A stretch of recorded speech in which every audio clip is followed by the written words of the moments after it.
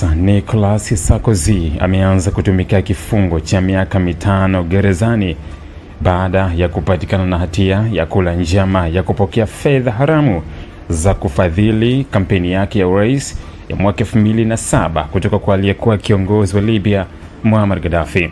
Sarkozy mwenye umri wa miaka 70 aliwasili katika gereza la La Santé mjini Paris hii leo Oktoba 21 mwaka 2025 akisindikizwa na mkewe Cara Bruni na kushangiliwa na wafuasi wake waliokuwa wakiimba wimbo wa taifa la Ufaransa. Kupitia ukurasa wake wa X, zamani Twitter, Sarkozy alijitetea kuwa ni mwathiriwa wa chuki na visasi vya kisiasa, akisisitiza kuwa anayefungwa leo si rais wa zamani wa Ufaransa bali mtu asiye na hatia. Amekuwa akikanusha vikali tuhuma zinazomkabili, akisisitiza kuwa hajawahi kupokea wala kutumia fedha hizo binafsi, ingawa mahakama ilimpata na hatia ya kushirikiana na washirika wake wa karibu kufanikisha mpango huo haramu wa ufadhili. Kwa mujibu wa wakuu wa gereza hilo, Sarkozy atafungwa peke yake kwa sababu za kiusalama. Sebastian Kowal, mkuu wa gereza hilo, amesema kuwa kiongozi huyo atakuwa na selo yake mwenyewe ambayo ina bafu na ataruhusiwa kutumia uwanja wa mazoezi mara 2 kwa siku akiwa peke yake. Aidha, ataweza kupata television endapo atalipia euro 14 kwa mwezi, na pia ataruhusiwa kuwa na simu. Wakili wake Jean-Michel Darroze amesema kuwa mteja wake alijiandaa kwa maisha gerezani kwa kubeba fulana kadhaa za kujikinga na baridi pamoja na viziba masikio kutokana na kelele zinazoweza kuwepo gerezani. Sarkozy pia ameeleza kuwa alibeba vitabu 3 kikiwemo The Count of Monte Cristo, riwaya maarufu inayosimulia maisha ya mtu aliyefungwa kwa njia ya dhuluma na kupanga kulipiza kisasi dhidi ya waliomsaliti.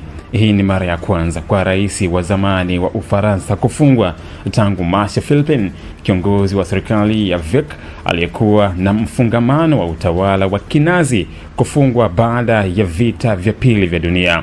Hukumu hii inakuja baada ya miaka mingi ya mvutano wa kisheria kuhusu tuhuma kwa timu ya kampeni ya Sarkozy ilipokea mamilioni ya euro kutoka kwa utawala wa Gaddafi, jambo lililopigwa marufuku na sheria za uchaguzi za Ufaransa. Ingawa Sarkozy hakupatikana na hatia ya kupokea fedha hizo binafsi, mahakama ilimkuta na hatia ya kushiriki kwenye njama ya makusudi ya kufadhili kampeni yake kwa njia isiyo halali. Amekata rufaa dhidi ya hukumu hiyo, lakini kwa mujibu wa sheria za Ufaransa anatakiwa kuanza kutumikia kifungo chake akisubiri uamuzi wa rufaa. Hukumu hiyo imezua hisia tofauti nchini Ufaransa.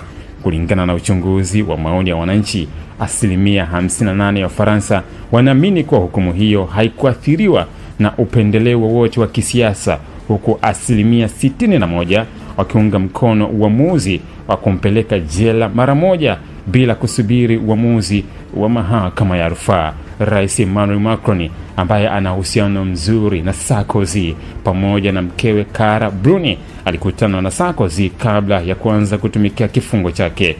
Waziri wa sheria wa Ufaransa Gerard Damamin, ambaye pia ana uhusiano wa karibu na Sarkozy, ametangaza kuwa atamtembelea rais huyo wa zamani akiwa gerezani. Hukumu hii imeibua mjadala mpana nchini Ufaransa kuhusu uwajibikaji wa viongozi wa juu wa serikali na athari ya siasa katika taasisi za sheria, huku wafuasi wa mrengo wa kulia wakilalamikia kile wanachokitaja kama udhalilishaji wa kisiasa dhidi ya mmoja wa viongozi wao maarufu wa kisiasa. Dubai sasa Kitonga. Safirisha mizigo kwa punguzo la bei, yani dola 350 tu kwa CBM. Ni kwa bidhaa za toy, pochi, viatu na vifaa vya simu. Kilimanjaro Star Cargo, Simba Bahari.